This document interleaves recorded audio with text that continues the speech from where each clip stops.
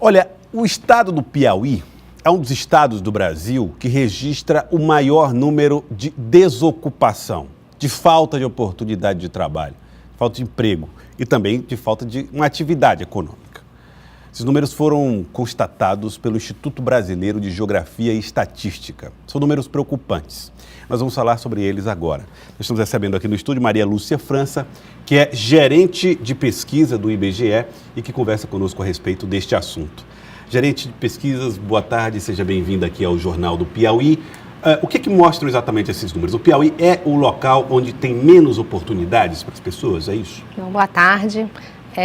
Não só o Piauí, mas toda a região Nordeste, de uma forma geral, traz indicadores de mercado de trabalho piores do que do resto do Brasil, né? Quando a gente compara com o Sul, Sudeste e Centro-Oeste.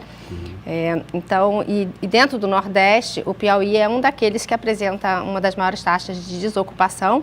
E é importante a gente definir aqui o que é desocupação, né? Não, é diferente de eu falar de emprego. Sim. Emprego é uma pessoa que trabalha dentro de uma indústria, de um comércio e tem lá uma carteira assinada, ou, né, tem um registro. Então, aquela pessoa está sendo empregada, ela tem uma relação de emprego, de empregabilidade. Está formalizada, está com a carteira assinada. Sim, e ela tem uma relação de empregabilidade com uma outra pessoa, né?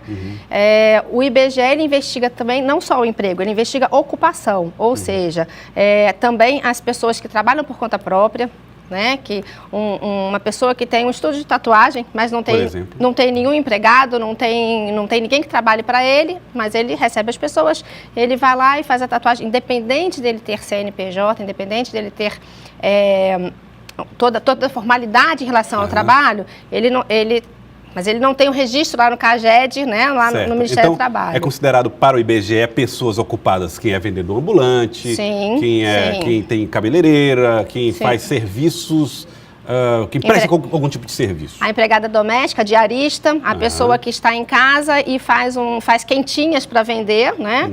A pessoa que dá aulas particulares. Então, todas essas pessoas que exerceram atividades remuneradas por pelo menos 1 hora, né, num determinado período, que é o que a gente chama de período de referência, essa pessoa é considerada como ocupada. Certo. Então, o número, se é levando em consideração assim uma coisa tão abrangente, é mais preocupante ainda. Sim. Não é só ter emprego formal, é não ter emprego formal e nem ocupação que possa garantir renda. Então não é só questão, você está completamente correto, tá? Não é só a questão do emprego formal. Então, quando a gente calcula a taxa de desocupação, a gente está considerando como ocupada muitas pessoas que poderiam estar em ocupações melhores. Certo. Então, para isso a gente tem uma outra taxa, que é a taxa composta de desocupação ou taxa de subutilização da força de trabalho, né? Que a gente soma a essas pessoas que estão desocupadas, a gente soma a elas pessoas que estão trabalhando, mas que estão trabalhando menos horas do que gostariam de trabalhar, né? A gente considera, então, as pessoas que trabalham menos de 40 horas, então elas precisam trabalhar menos de 40 horas e elas têm que dizer que elas procuraram trabalho e estavam disponíveis para trabalhar. Então, quando a gente considera essas pessoas também como pessoas desocupadas, aí a taxa do Piauí fica sendo a maior de todas. A maior de todos os estados? Sim, a maior do Brasil. A maior do Brasil. Olha que coisa, assim, não diria surpreendente, mas que informação ruim, né? Agora, assim, quando a senhora fala assim a respeito dessa taxa, ela é mais ou menos quanto, para que a gente tenha uma ideia? 40,7% das pessoas de 14 anos ou mais de idade, elas estão desocupadas ou elas estão ocupadas... menos do que gostariam. Menos do que gostariam, ou elas estão... elas manifestam vontade de estar trabalhando ou estariam dispostas para trabalhar. Por exemplo, então, é um conceito de desalento que está aí por trás, né? Da pessoa que poderia estar procurando trabalho, mas também não está porque ela acredita que o mercado de trabalho não está favorável, porque o salário está baixo, porque para deixar a criança na creche ou na escola sai mais caro do que se ela...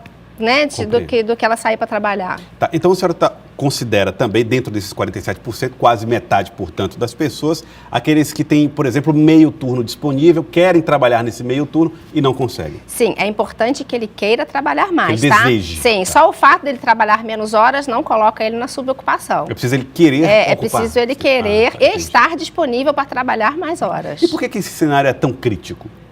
O IBGE também diagnostica isso? Sim, a gente tem que levar em consideração tanto a questão da remuneração, né? Essas pessoas podem estar querendo complementar a renda, trabalhar mais horas. Então, existem uma série de ocupações que elas são de meio expediente. E as pessoas podem querer trabalhar mais horas, ter uma segunda atividade e não estão conseguindo para complementar essa renda.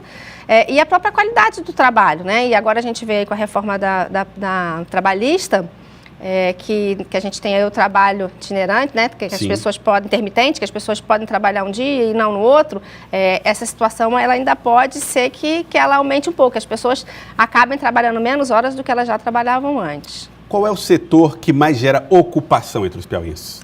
Aqui no Piauí, os 3 setores que têm a maior parte das pessoas ocupadas nesta ordem, né? O comércio, depois a parte da administração pública e atividades agrícolas.